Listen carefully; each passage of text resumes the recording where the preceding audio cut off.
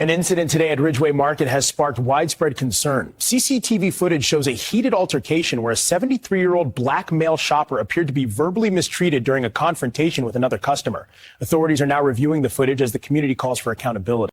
You bumped into me. You need to watch where you're going. I apologize. There's no need to shout. Let's keep things respectful. Ma'am, I need you to lower your voice. I'm not the one causing the problem. It was a quiet Thursday afternoon in the small town of Maple Ridge, Connecticut. Most people were just going about their day, buying groceries, chatting, and preparing for the weekend. No one could have guessed that inside a local store, something terrible was about to happen. The store was called Ridgeway Market, a family-owned grocery shop that had served the community for almost 30 years. People from all backgrounds shopped there, and it had always been a peaceful place.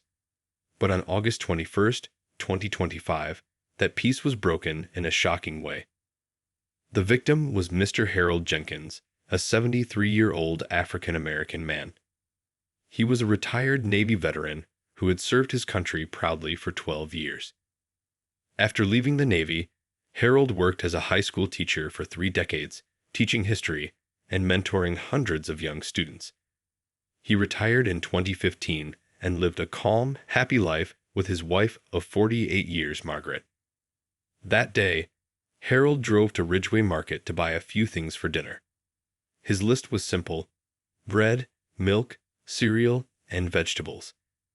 He walked slowly, using his cane for support since he had hip surgery 6 months earlier. He wore a blue cap with a veteran's badge on it, a light gray sweater, and khaki pants. He looked like any gentle, elderly man enjoying his day. In another part of town, Carla Simmons, a 41-year-old real estate agent, was having a rough morning. Witnesses later said she was already angry before she even entered the store.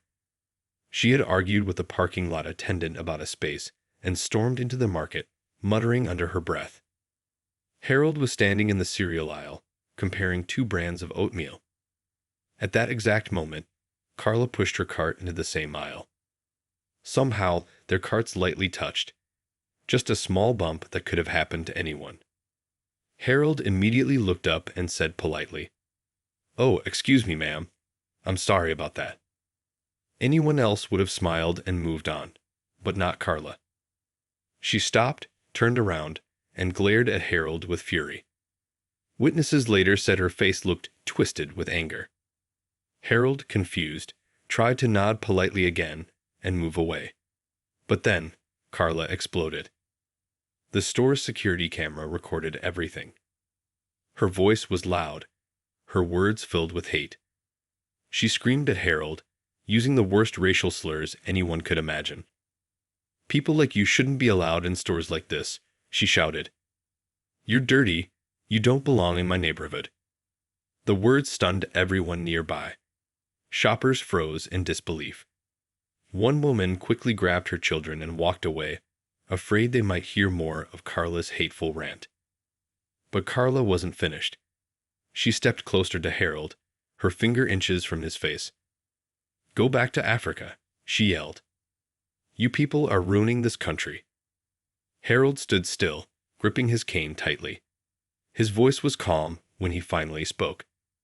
"Please, ma'am," he said softly. "There's no need for this. I didn't mean any harm." His calmness only made Carla angrier. She accused him of trying to rob her. She called him names no one should ever hear. By now, several employees had heard the commotion and came running. The store manager, Luis Hernandez, a kind man who had worked there for 18 years, approached carefully. "Ma'am," he said firmly, "please calm down. This is a family store." Carla turned her anger on him next. "You don't tell me what to do. Go back to Mexico," she shouted. Luis took a deep breath. He had dealt with difficult customers before, but never anything like this. "Ma'am, I'm asking you to leave the store now," he said. Carla refused. "I'm a paying customer. He's the one who should leave," she screamed, pointing at Harold. The situation was spinning out of control. Several shoppers started recording the scene on their phones. Luis decided to call the police. When Carla heard that, she laughed mockingly. "Go ahead. The police will side with me," she shouted. "I'm the real victim here." An elderly white woman named Dorothy Clark, who had been shopping nearby, couldn't take it anymore. She stepped forward and stood beside Harold. "You should be ashamed of yourself," Dorothy said firmly. "This man served his country." Carla turned her hatred toward Dorothy. "You're a traitor," she screamed. "A disgrace." Just 7 minutes after Lewis' call, 2 police officers arrived. Officer Sarah Mitchell and Officer James Porter. They were guided straight to the cereal aisle, where Carla was still shouting. The officers listened for only a few seconds before stepping in. "Ma'am," Officer Mitchell said, "we need you to step outside and talk with us." Carla refused. She insisted that Harold had attacked her. She said she was the one in danger. But when the officers reviewed the security footage, the truth was clear. She was lying. "Ma'am, you're causing a disturbance," Officer Porter said. "Please come with us peacefully." Then Carla made her biggest mistake. She pushed Officer Porter. The entire store went silent. Pushing an officer is a serious crime. The officers immediately restrained her. Carla screamed, kicked, and kept hurling racial insults at Harold even as they handcuffed her. "You'll regret this. You're all against me because I'm white," she yelled. It took both officers several minutes to get her under control. The crowd of shoppers, horrified, watched in silence. Some cried. As Carla was led out of the store in handcuffs, she shouted, "I'll sue all of you. This is discrimination." But no one believed her anymore. Harold stood still, shaking. Tears welled in his eyes. Dorothy and Lewis stayed beside him. Paramedics were called when his blood pressure spiked and his hands began to tremble. The officers collected statements from everyone: Harold, Dorothy, Lewis, and several shoppers who recorded the event. The evidence was overwhelming. Carla Simmons was charged with disorderly conduct, resisting arrest, assaulting a police officer, and a hate crime enhancement due to her racial slurs. That evening, one of the teenagers who recorded the video uploaded it online. Within hours, it spread across social media. By morning, local news stations were covering the story. The community was outraged. People could not believe someone would act with such hate in 2025. Carla's employer, a well-known real estate company, released a statement 2 days later. "We have a zero-tolerance policy for racism. Miss Simmons has been terminated, effective immediately." Her real estate license was soon suspended. Her career, reputation, and life began to crumble overnight. Meanwhile, Harold stayed quiet at home, recovering from the shock. Friends and neighbors came to support him. Members of his church started a fundraising campaign to help him with medical and legal expenses.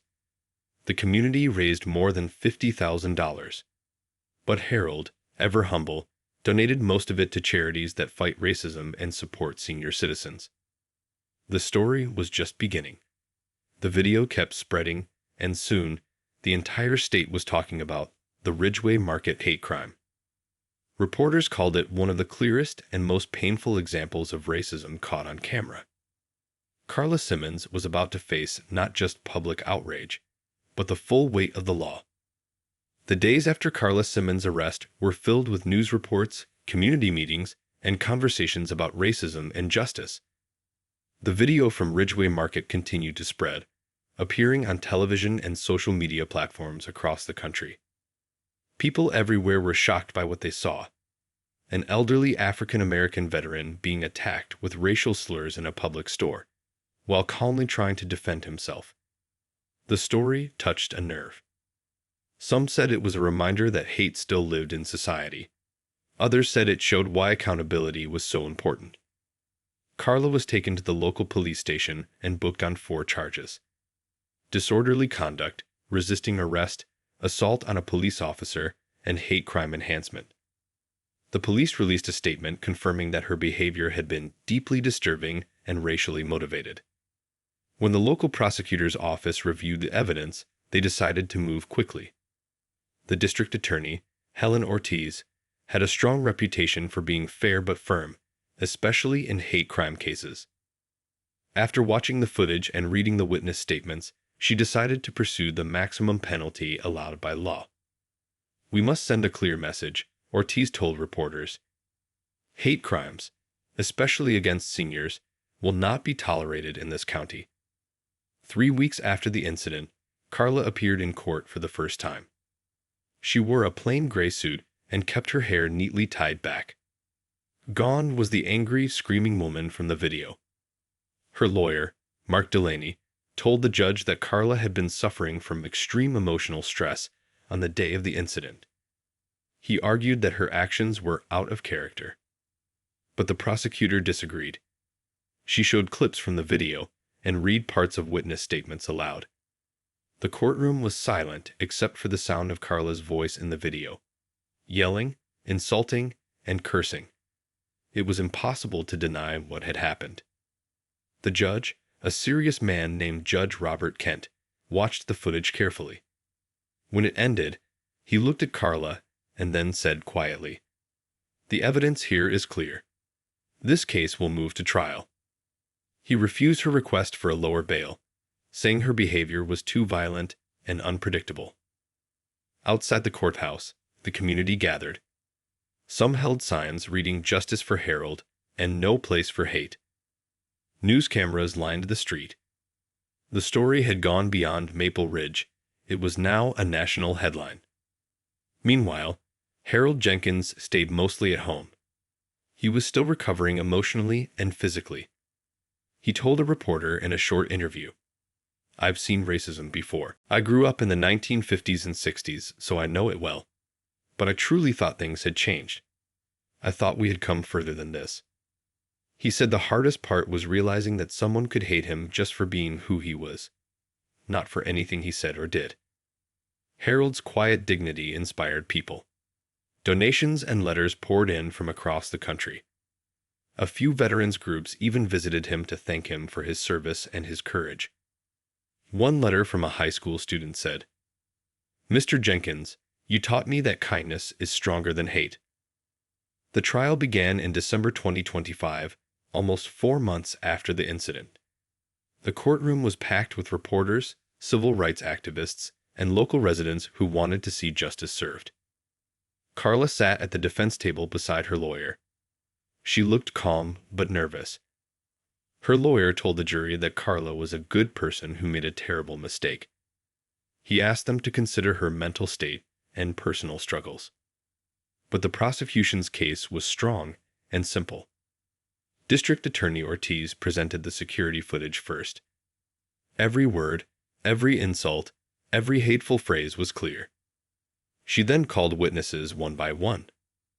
Luis Hernandez, the store manager, described how he had tried to calm Carla down and how she had insulted him too. Dorothy Clark, the elderly woman who had defended Harold, told the court, "I've never seen so much hate in one person's eyes." The 2 police officers, Mitchell and Porter, testified that Carla had resisted arrest and showed no remorse even after being handcuffed. The jury watched in silence as each person spoke. Then came the most powerful moment of all. Harold Jenkins took the stand. He walked slowly to the witness chair, leaning on his cane. When he spoke, his voice was steady but filled with emotion. "I didn't know that woman," he said. "I was just buying cereal. I said sorry when our carts bumped. I couldn't understand why she was yelling like that, why she hated me so much when she didn't even know my name." He talked about how the experience had changed his life, how he couldn't sleep well anymore, how he felt anxious in public, and how he avoided stores altogether because of fear. The defense attorney tried to question him, asking if he had said or done anything that might have upset Carla. Harold simply shook his head. "No, sir," he said quietly. "All I said was, 'Excuse me.'" His honesty touched everyone in the room. Several jurors wiped tears from their eyes. Then it was Carla's turn to testify. Her lawyer thought she could explain herself, but it turned out to be a mistake. Carla told the court she had been under a lot of pressure that day. She said she didn't remember everything clearly and claimed the videos made things look worse than they were. "I'm not a racist," she said firmly. "I just lost control for a moment. I have black friends. I would never do something like that normally." But the prosecutor was ready. She played several parts of the video again and asked specific questions. "If you're not a racist, why did you tell Mr. Jenkins to go back to Africa? If you were out of control, how were you able to speak so clearly and use such specific insults? If you felt sorry, why did you push a police officer?" Carla had no good answers. She became defensive, raising her voice. The jury could see the same anger from the grocery store reappear. The more she spoke, the worse her situation became. The trial lasted 6 days. In the end, the evidence was overwhelming. When the jury left to deliberate, it took them less than 4 hours to return.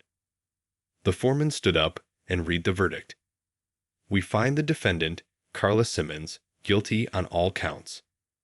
The courtroom broke into quiet applause. Carla sat frozen, her face pale. Her lawyer put a hand on her shoulder, but she didn't react. The judge scheduled the sentencing for 2 weeks later. In the meantime, the state's real estate board permanently revoked Carla's license. Her career was over for good. When the sentencing day arrived, the courtroom was even more crowded than before. Reporters filled every seat. People wanted to see how justice would be served. Before the judge announced the sentence, he allowed Harold to give a victim impact statement. Harold slowly walked to the front of the courtroom and faced the judge. He spoke softly, but clearly. "What happened to me was painful," he said. "Not just because of the words she used, but because it reminded me that hate still lives in our world. I've spent my life trying to teach respect, in the Navy, in the classroom, and in my community. I just wanted to buy some cereal, not be treated like an enemy." He paused, then continued, "But I forgive her. Not because what she did was right, but because holding on to hate only hurts the heart. I hope she learns from this. I hope we all do." There wasn't a dry eye in the courtroom. Even the court officers looked moved. Judge Kent then looked at Carla. His voice was calm but firm. "Miss Simmons," he said, "you attacked a 73-year-old man, a veteran, for no reason other than his race. You used words meant to humiliate and harm. You resisted the police and showed no true remorse. Your actions were cruel, and they have consequences." He continued, "Hate crimes tear at the fabric of our communities. They make people feel unsafe in their own neighborhoods. That cannot stand." Then he announced the sentence. 2 years in jail for assaulting a police officer. 1 additional year for the hate crime enhancement. A $75,000 fine to be donated to programs supporting victims of hate crimes. The total, 3 years in jail and a massive financial penalty. Gasps filled the courtroom. Carla's lawyer immediately objected, saying the fine was too high. But the judge refused to change it. "This punishment fits the harm caused," he said. "Maybe it will remind others to think before spreading hate." Carla's face went white. She whispered, 3 years? Before officers led her away in handcuffs. As she left, Harold watched quietly. His wife Margaret held his hand.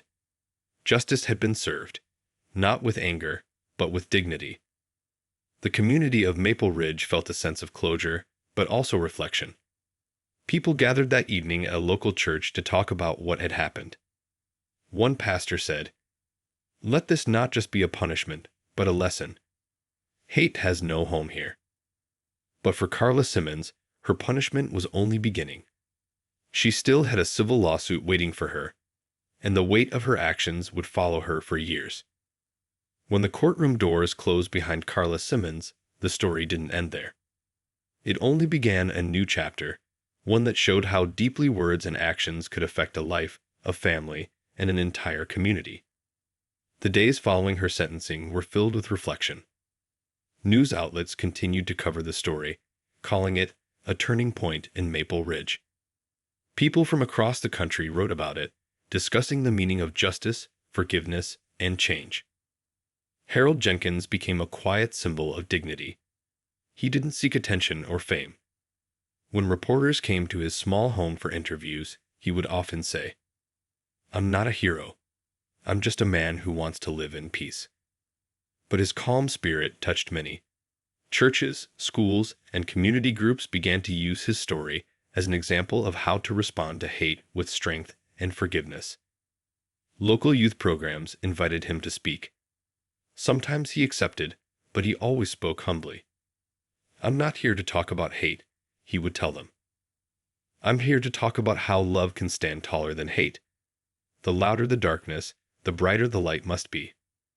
Inside the county correctional facility, Carla faced a new kind of silence. The noise of the outside world, the shouting, the cameras, the angry defense, all disappeared. What remained was reflection and regret.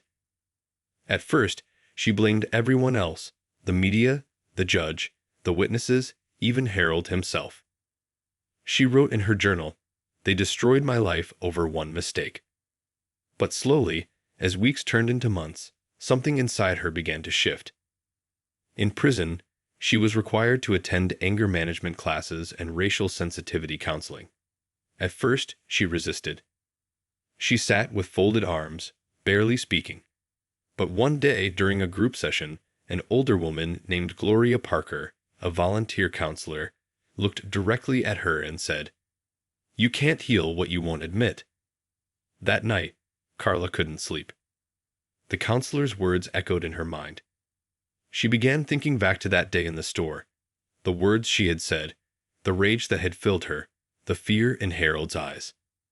For the first time, she felt true shame. She realized that her anger had been built on lies she had carried all her life, stereotypes, pride, and bitterness. Weeks later, during another session, she stood up and said quietly, "I was wrong. There's no excuse for what I did. I hurt someone who did nothing to me. I became the kind of person I used to say I hated." The counselor nodded, but didn't respond. Growth, she knew, was not proven by words but by change. Carla began volunteering in the prison library, helping other inmates learn to read and study. Slowly, she started writing letters, not to defend herself, but to take responsibility. One of those letters was addressed to Harold Jenkins. "Mr. Jenkins," she wrote, "I know an apology can't erase what I did. I watched that video many times, and each time I see the hate in my own eyes, I feel sick. I'm deeply sorry for the pain I caused you. You didn't deserve any of it. I hope one day you can forgive me." When Harold received the letter, he read it carefully. Then he closed it, sat quietly for a long while, and finally said to his wife, "Maybe she's starting to understand." He didn't write back right away. Forgiveness, he believed, was not something you rush. It was something you grew into, like light breaking through clouds. Maple Ridge changed after that trial. What had once been a quiet suburban town became a place known for unity and awareness. Churches began holding community healing nights. Schools added programs about diversity, empathy, and respect. The grocery store, Ridgeway Market, placed a large poster near the entrance that read, "Everyone belongs here." A photograph of Harold, smiling kindly, hung beside the sign, not to glorify him, but to remind people that every person deserves dignity. One Sunday, the town held a small event at the local park. They called it the Walk for Respect. People of all races, ages, and backgrounds gathered. Some held signs that read "Love Wins" and "Stand Against Hate." Harold was there too, wearing a simple hat and holding his cane. When the mayor handed him the microphone, he spoke just a few words. "You don't fight darkness with darkness. You fight it with light. Let's be the light." The crowd cheered. Some cried. It wasn't just a slogan. It was a message the whole town needed. 3 years later, Carla walked out of prison. The world had moved on, but she hadn't forgotten what she learned inside. She had lost her house, her job, and many friends, But she had gained something more valuable: self-awareness. She decided to start over quietly. She moved to another city and began working at a nonprofit that helped people struggling with anger and prejudice. She didn't tell anyone her story at first, but over time, she began sharing it in small groups. "I hurt someone because of hate," she would say. "But I learned that hate is a prison too, and it's one that you build yourself. Freedom only comes when you admit your wrongs and change your heart." Her story touched many who were struggling with their own bitterness. Some who heard her speak said later that her humility gave them hope that even those who fall deeply into hate can rise again through truth. Carla wrote one final letter to Harold years later, saying, "I've spent the last few years trying to become a better person. You showed me grace I didn't deserve. I want you to know that I'm doing my best to live differently now." This time, Harold replied, "We all fall short. What matters is who we become after we stand back up. I forgive you. Keep doing right." It was a simple note, but it brought tears to Carla's eyes. For the first time, she felt free. Truly free. Harold Jenkins lived a quiet, peaceful life after that. He became known across the country as the man who forgave. But he never used that fame for attention. He spent his time mentoring young people and volunteering at a community center. When asked why he forgave someone who had treated him so cruelly, he said, "Because hate doesn't heal anything. Only forgiveness can close the wound. I don't forgive because she deserves it. I forgive because I need peace." His story inspired a short documentary that aired online, titled Grace at Ridgeway. It was viewed millions of times. The comments were filled with messages like, "This made me believe in humanity again. We need more Harolds in the world." The story of Harold Jenkins and Carla Simmons became more than just a court case. It became a mirror for society. It reminded people that racism wasn't just about laws or rules, but about hearts and minds. It showed that justice and mercy can walk together, that a person can face the consequences of their actions and still be given a chance to change. And it reminded everyone that words have power. The same mouth that curses can bless. The same heart that hates can heal. Years later, when Harold passed away peacefully at age 82, hundreds of people attended his memorial. They spoke about his patience, his kindness, and his courage. Carla was there too, sitting quietly in the back. When the service ended, she walked to his photograph, placed a small white flower beside it, and whispered, "Thank you." As she turned to leave, the pastor closed the ceremony with Harold's favorite verse, "Do not be overcome by evil, but overcome evil with good." Outside, the sun broke through the clouds, shining brightly over the town of Maple Ridge. And in that moment, everyone who had followed the story, from the beginning to the end, understood the lesson Harold had lived by.